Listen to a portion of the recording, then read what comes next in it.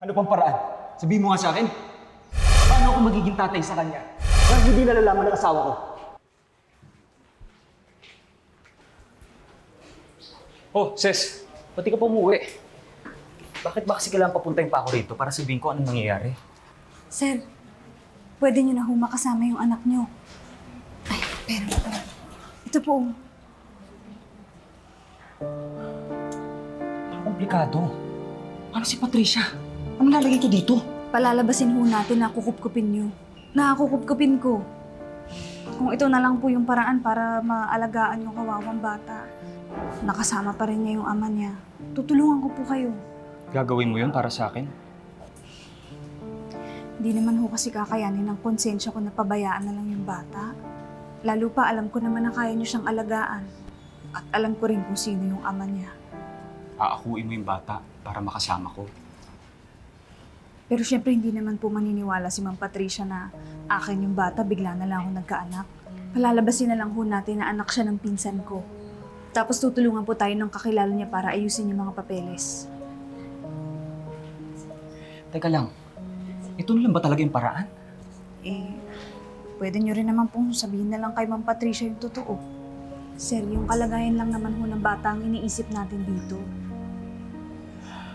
O sige, ano ba kailangan gawin? Ano ba proseso nito?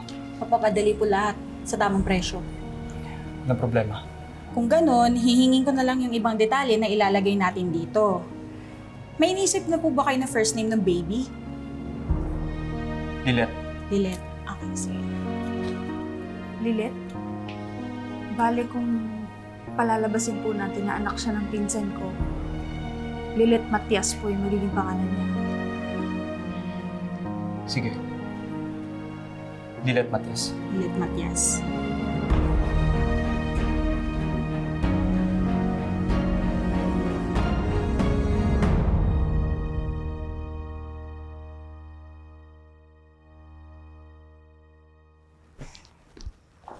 I don't know. Ilang weeks lang ako nawala. Pagbalik ko, may bata na tayong kukupkupin. Sis, ano ba naman to? Si Ces ang tinawagan para pumunta sa ospital. Sumama lang ako. Pero hindi na namin naabutan yung nanay na buhay pa. Yung sanggol na lang. Tapos di namin mahagilap yung tatay. Walang tatay umako sa sanggol.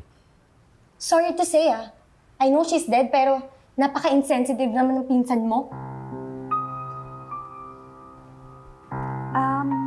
Nakilala niyo na po yun. Nagpunta po yun dito minsan. Well, may her soul rest in peace. Pero hindi talaga nag-iisip Pabaya. Pati ba naman yung bata? Wala namang ibang kamag-anak na mapupuntahan yan, sis. Ma'am, kawawa naman po yung bata. Wala naman po siyang kasalanan Ako na rin ang pumayag na patirahin yung bata dito. Tingnan mo naman ang laki ng bahay natin. Ano ba naman yung isang bata yung kukupkupin natin? Han? Han, magandang training to sa ating dalawa para when the time comes na magkaroon tayo ng sarili nating baby. Is this really what you want? This is what the child needs. A home. And we can give her that. At saka si Ces naman ang primary na mag-aalaga sa bata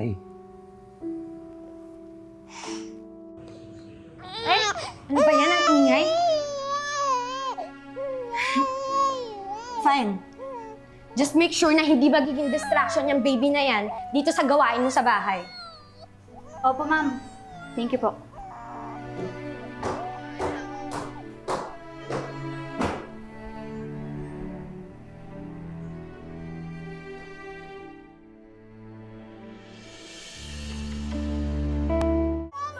Hi. Baby Lilet. Ikaw ha? Pag hindi ka tumahan, babalik kita dito. Gusto mo ba yon?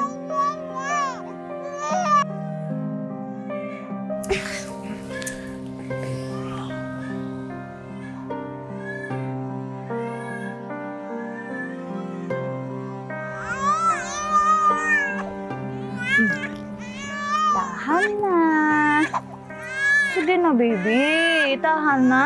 Hindi ko maririnig yung pinapanood kong teleserye.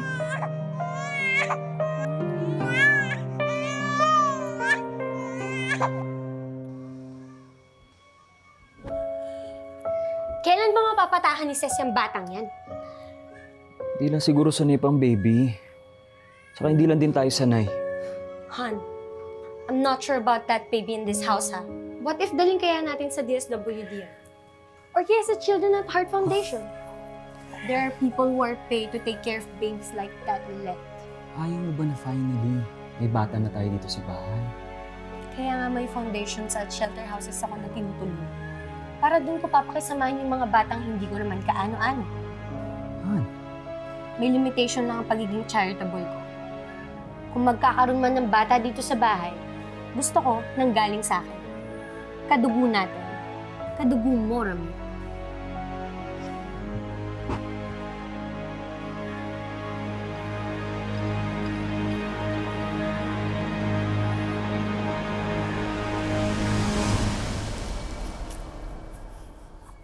Han. Bigyan natin ng chance yung Ceci at saka yung bata. I'm sure tatanawin nila ang malaking nautang na loob ang pagpapatuloy mo sa kanya. Huwag lang nilang tanawin, no? Pagtrabahuhan nila. Hindi libre yung pagkukup natin sa batang yan.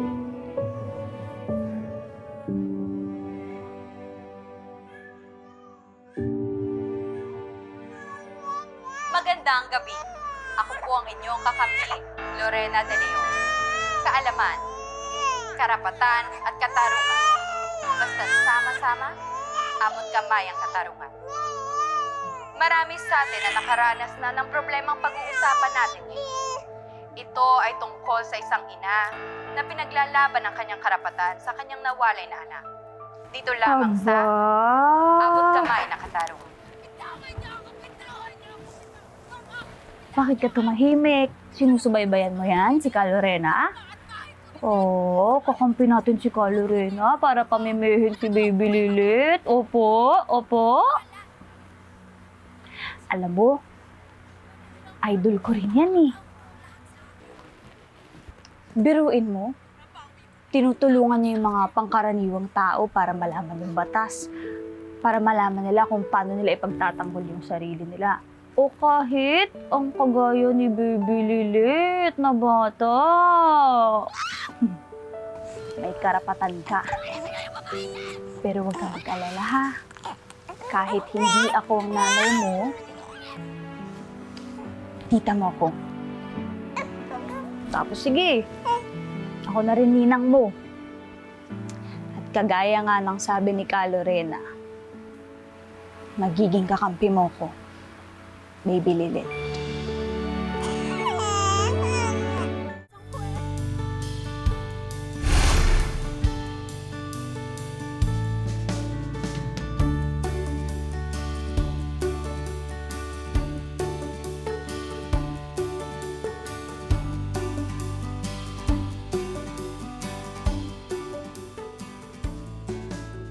Lilet, yung shoes ko na red. Ate! Asan yung school shoes ko? Malilate ako eh! Lilet, yung shoes ko, malilate na ako. Bebe, kanina pa nila hinihintay yan. Sabi tinang, Bilisan mo na, ha? Ate Lilet! I'm still wearing my slippers. Ang tagal mo! Ito na, papunta na.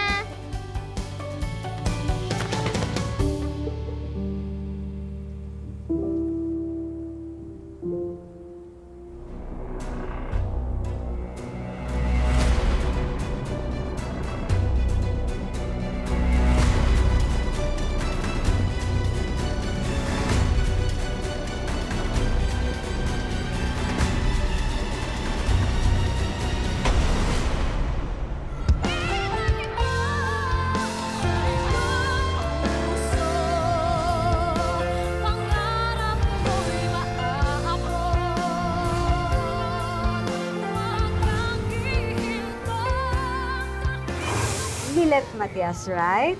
That was a very moving speech. Salamat po.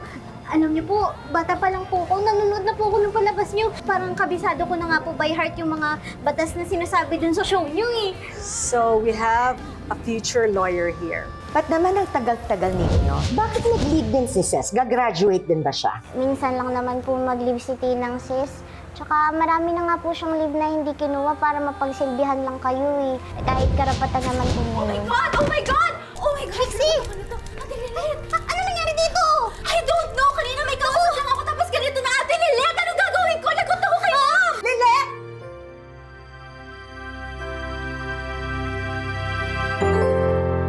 Manalig ka na ang langit ay nagmamahal sa'yo.